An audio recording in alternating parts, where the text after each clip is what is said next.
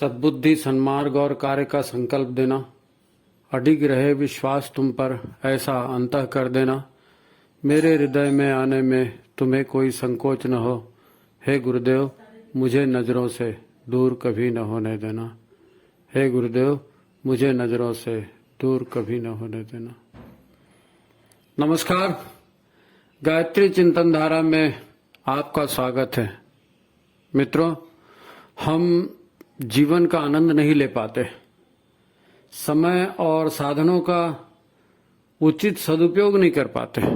इसका हमें बड़ा अफसोस रहता है। ऐसा इसलिए कि हमें यह लगता है कि कर्तव्यों के नाम पर, संबंधों के नाम पर, अनुशासन या परंपराओं के निर्वाह के नाम पर, और आजकल तो लोगों को दिखाने के लिए भी हमें काफी कुछ करना पड़ता है। इसमें मन तो नहीं लगता, पर शरीर से वैसा ही सब करते रहना पड़ता है। यही मशीन सा जीवन है जिसे हम मन मारकर और आत्मा की चाह के विरुद्ध भी कार्य करते हुए जी रहे हैं। आज व्यक्ति परेशान है। जीवन में मन और भावनाओं के विपरीत जाकर भी अपना समय और अपने साधन लगाकर हमें व्यस्त होना पड़ता है। यह मजबूरी एक कैद जैसा अनुभव देती है, पर क्या करें। लोग अच्छे से जी सकते हैं, पर एक तो उन्हें जीवन संबंधी ज्ञान नहीं है, उनको सद्गुरु का मार्गदर्शन या सत्संग उपलब्ध नहीं है, तो दूसरी ओर आधी अधूरी और विकृत जानकारियां उनके पास भरी पड़ी हैं। उन्होंने अपने जीवन में अनेक मूढ़ मान्यताएं, विकृत धारणाएं पाल रखी हैं। जो नहीं करना चाहिए वही करते हैं, जैसा नहीं सोचना चाहिए वैसा ही सोचते हैं, तो फिर परिणाम तो निराशाजनक निकलेंगे ही। स्वास्थ्य जाता है, धन जाता है, समय जाता है, परिस्थितियां विपरीत होते जाती हैं। आपने भी लोगों को कहते सुना होगा कि एक दिन भर मशीन जैसा करते रहो, न खाने का ठिकाना, न सोने का ठिकाना, कितना भी कमाओ पैसे पुरते ही नहीं। तब क्या पूजा पाठ करने से, योग प्राणायाम करने से सब हो जाएगा? और ये करें कैसे? मरने तक की फुर्सत नहीं है हमें। ये ऐसा लोग कहते हैं। तो फिर इस दुरावस्था से बाहर आना है तो नई बातें सीखने की जरूरत पड़ेगी, नए ढंग से जीने की जरूरत पड़ेगी। बात को समझे बिना आप अपनी मान्यताओं और अपनी भ्रांत धारणाओं से मुक्ति कैसे पा सकेंगे? इन्हें तो आपको स्वयं सोच समझकर बदलना है। कोई दूसरा आपको टोकेगा या कोई दूसरा आपको बताएगा तो इससे आपके अहंकार को चोट लगेगी और आप इसे सहन नहीं कर पाएंगे, है नहीं? आप उस सलाहकार को ही अपना दुश्मन मान बैठेंगे जो आपको सही सलाह दे रहा है। देखो, शरीर विश्राम से सुख पाता है, मन भोगों से सुख पाता है, तृप्त होता है। ये दोनों मन के प्रिय विषय हैं, प्रिय कार्य हैं। तो इनके साथ एक अन्य बात और भी महत्वपूर्ण है, उसका नाम है अधिक कमाने और सम्मान पाने की चाह। ज्यादा पैसा आ जाए, ज्यादा सम्मान मिल जाए, इसकी चाह, यह भी मन का विषय है। इससे भी अहंकार की तुष्टि होती है नहीं? आदमी प्रसन्न होता है। हम इन तीनों की प्राप्ति में 24 घंटे व्यस्त रहते हैं। कैसे धन मिलेगा, कैसे सम्मान होगा, कैसे इंद्रियों का भोग मिलेगा, 24 घंटे यही तो चिंतन रहता है। घाटा नहीं होना चाहिए, फायदा होते रहना चाहिए, है नहीं? और इसमें दिन कब कट जाता है पता ही नहीं चलता। दिन, महीने, साल बीत जाते हैं। बचपना, जवानी, बुढ़ापे की ओर ढलने लगती है। जब उपलब्धि कुछ नहीं दिखती तो हम कहते हैं कि क्या यार, मशीन जैसी लाइफ हो गई। अच्छा, मजे की बात यह है कि हर व्यक्ति अपने भले का ही सोच रहा है। अपनी कोशिश यही रहती है कि जीवन बढ़िया चले, पर सब कुछ मृग मरीचिका जैसा हो जाता है। तपते रेगिस्तान में पानी का अनुभव बस ऐसे ही होते रहता है। शीतलता नहीं मिलती। कितना भी आगे चलते जाओ, रेगिस्तान खत्म ही नहीं होता। हमें चाहिए निर्मल आनंद, हमें चाहिए भीतर की खुशी, भीतर की तृप्ति और आत्मसंतोष। पर यह कैसे मिलता है यह हमें नहीं मालूम। क्यों पता नहीं है? क्योंकि हमारी इंद्रियां ही ऐसी बनी हैं। वो बाहरी संसार को ही देख सकती हैं, भीतरी संसार इनसे नहीं परखा जा सकता। इनकी पहुंच भौतिक पदार्थों और इंद्रिय सुख सुविधा के साधनों तक ही होती है। अब इनको पाना है तो पैसा चाहिए, फिर ऐसे लोग चाहिए जो पैसा कमाने में हमारी मदद करें। जीवन के 20-25 वर्ष हम पैसा कैसे कमाया जाए उसका तरीका सीखने में लगा देते हैं। आज की पढ़ाई क्या है? पैसा कमाने का तरीका सीखना 20-25 साल लगा। फिर जब पैसा आने लगता है तब मन कहता है कि मेरे को सब समझ में आ गया, मैं सब समझ गया, मैंने इतना पढ़ लिया, इतना अनुभव ले लिया, मैं सब समझ गया। तो जो समझ में नहीं आता वो हम पैसा देकर पा लेंगे, ऐसा दिमाग में आता है। तब अच्छे और बुरे का मापदंड है नहीं, अच्छे और बुरे का मापदंड सस्ता और महंगा, ये विषय बन जाता है।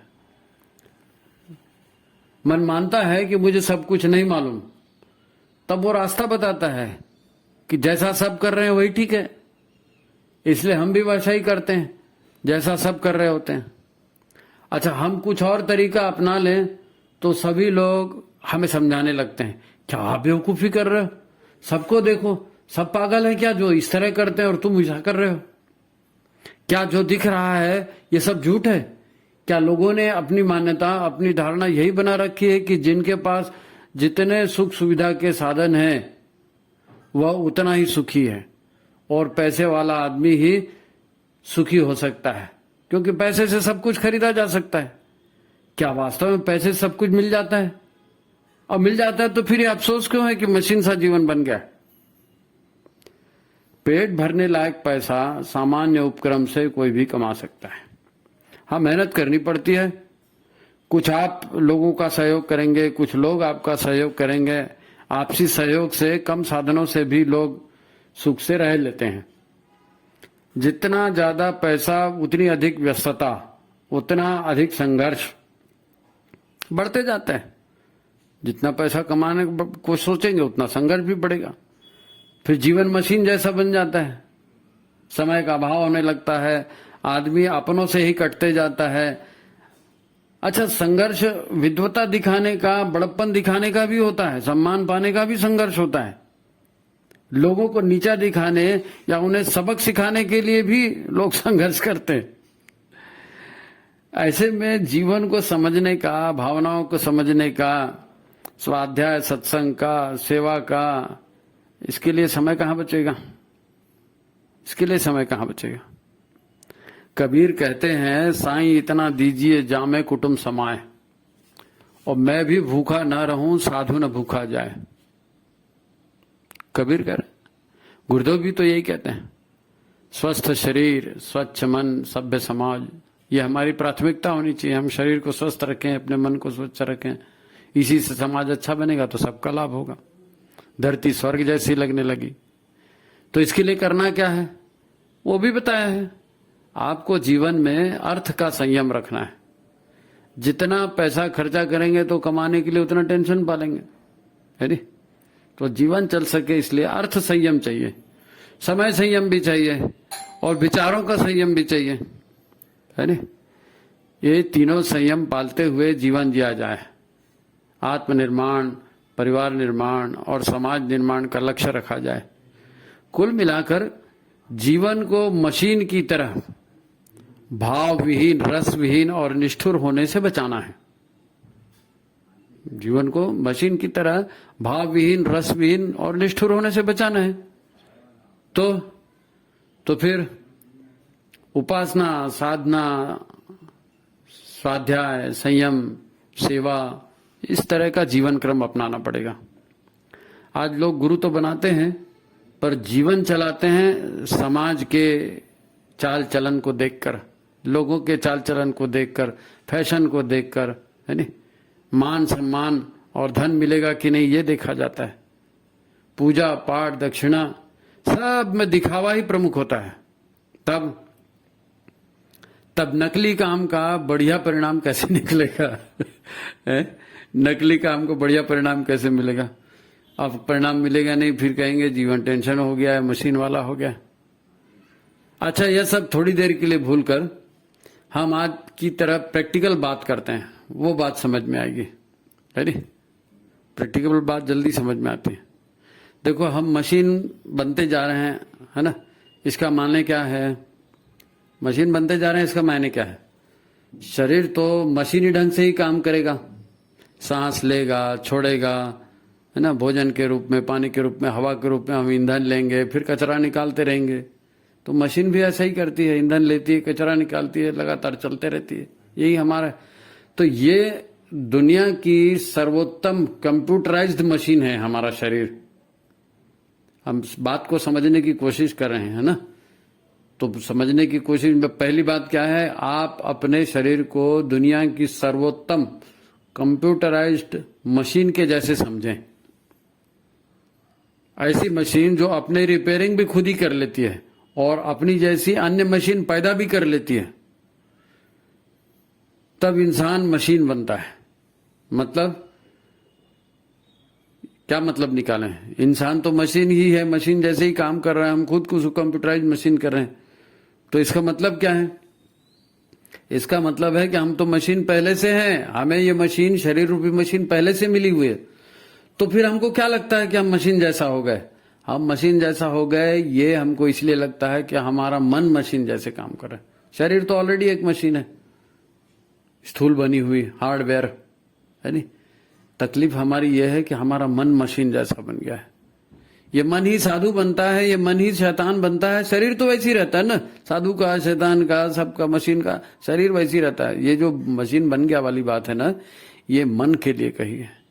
सवाल यह है कि इस कंप्यूटराइज्ड शरीर रूपी मशीन में आप प्रोग्राम कौन कौन से डाउनलोड करते हैं, है नी? आप इसकी मेमोरी में, मशीन की मेमोरी में क्या क्या स्टोर करते हैं? आपने कोई अच्छा एंटीवायरस डाउनलोड किया है कि नहीं? ये मशीन चलेगी, कंप्यूटराइज्ड मशीन है, तो इसके लिए कोई एंटीवायरस आपने डाउनलोड किया है कि नहीं?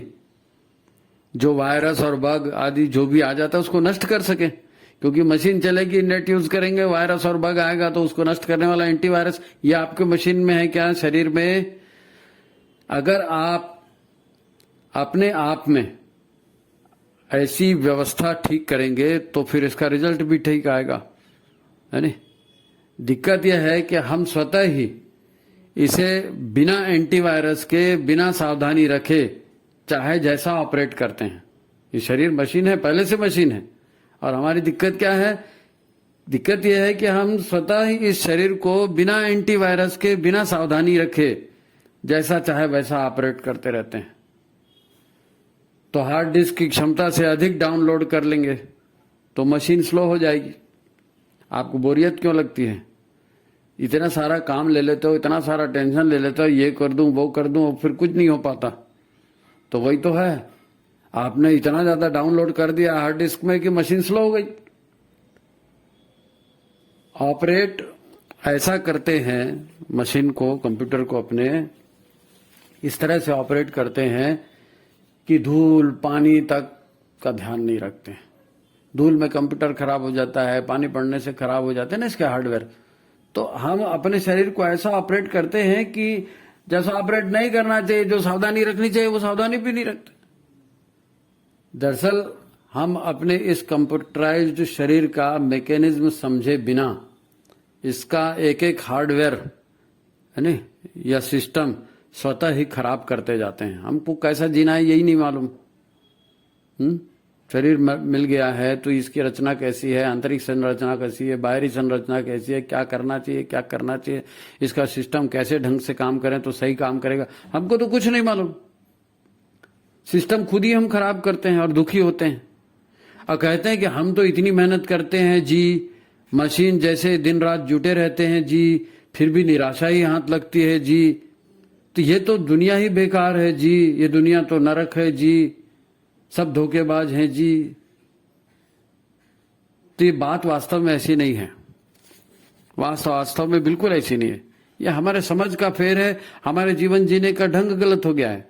गुरुदेव कहते हैं कि मनुष्य परिस्थितियों का गुलाम नहीं, परिस्थितियों का निर्माण करता और संचालन करता भी है। केवल परिस्थितियां के वश में करते रहे ऐसा नहीं, परिस्थितियां आप बनाइए, अपने अनुकूल बनाइए। इसे भी समझ लेते हैं, परिस्थितियां अनुकूल बनाने का मतलब क्या है। देखो, हमारा शरीर एक मशीन है, हम उसी से कंपेयर कर रहे हैं ना। तो कंपनियां जो मशीन बनाती हैं वो क्या करती हैं, वो बीच बीच में उनका रिसर्च एंड डेवलपमेंट चलते रहता है और वो मशीन को अधिक और अधिक उन्नत करते रहते हैं। ये मॉडल आया, फिर इसके बाद का मॉडल आया, फिर उसके बाद का मॉडल, नए नए वर्जन निकालते रहते हैं। तब बदलती परिस्थितियों के साथ पुरानी मशीन कंडम करके हम नई मशीन ले लेते हैं। ऐसी तो होता है, और फिर ज्यादा अच्छे से काम होता है। अब हमारी लाइफ में क्या होता है, हमारी लाइफ में क्या होता है, हम परिवार छोड़कर अकेले हो गए और उपलब्धियां हमें बड़ी बड़ी चाहिए। अरे भाई, बड़े काम करने हैं तो अच्छे और अधिक सहयोगी चाहिए। या फिर आप स्वतः उपासना साधना करके, स्वाध्याय सत्संग करके अपनी क्षमता को बढ़ा लीजिए। साधना करके करने से आपकी क्षमताओं में विकास हो जाएगा। बना लीजिए, बढ़ा लीजिए अपनी क्षमता, है ना। जो शरीर आपका कंप्यूटर रूप का है तो इसे सुपर कंप्यूटर के जैसे बना लीजिए। बना से ऐसी व्यवस्था है, शरीर को आप ऑटोमेटिक बना सकते हैं, इसकी गुणवत्ता आप ऑटोमेटिक सुधार सकते हैं। आप मनुष्य हैं, साधना करेंगे तब पूर्ण जीवन जिएंगे, यज्ञ रूप लोक सेवी जीवन जिएंगे। तो इसी शरीर के रहते देवत्व भी प्राप्त कर सकते हैं, देवताओं जैसी शक्ति भी प्राप्त कर सकते हैं। ये क्षमता है। अब मशीन के जैसे काम करना कोई बुरी बात नहीं है। जीवन तो मशीन है। शरीर मिला है तो मशीन काम करने के लिए मिली ही ना। काम करना कोई बुरी बात नहीं है। आत्मा या ईश्वर के अनुशासन में काम करना पड़ेगा, है नहीं। शरीर को भगवान का मंदिर समझ के आत्म संयम और नियमितता द्वारा आरोग्य की रक्षा करेंगे, पहला ही सूत्र है नहीं। तो आत्मा या शरीर के अनुशासन के विरुद्ध काम करेंगे तो पछताना पड़ेगा। चाहे पीले कपड़े पहने या न पहने, चाहे गुरु बनाए या न बनाए। यदि ईश्वर या गुरु के अनुशासन में जिएंगे तो अपनी क्षमता बढ़ा पाएंगे, अपनी समझ बढ़ा पाएंगे, और समझ और क्षमता बढ़ेगी तो बेहतर तसल्लीदायक काम आपसे हो सकेंगे, है नहीं। क्षमता बढ़ जाएगी, अनुशासन बढ़ जाएगा, ज्ञान बढ़ जाएगा, तो फिर तसल्लीदायक काम आपसे हो सकेगा। वैसे सतत काम करना कोई बुरी बात नहीं है। जीवन तो है ही काम करने के लिए, है नहीं। तो गुरु के और भगवान के मार्गदर्शन में काम करेंगे, अपनी क्षमताओं का विकास करेंगे, तो ये जो बोरियत होती है कि शरीर मशीन जैसे हो गया, फलाना हो गया, ये नहीं होगी। शरीर काम करने के लिए है, करते रहिए काम, चरैवेति, मूल बात को समझिए। तो इस तरफ आप ध्यान देंगे, है नहीं। जिन्हें लगता है कि जीवन मशीन जैसा हो गया है, वो जरा इन बातों पर गौर करें, ध्यान करें। आज की बात यही समाप्त करते हैं मित्रों। चैनल को लाइक कीजिए, शेयर कीजिए, ज्यादा से ज्यादा लोगों तक पहुंचाइए, ठीक है। आज की बात यही समाप्त करते हैं। नमस्कार।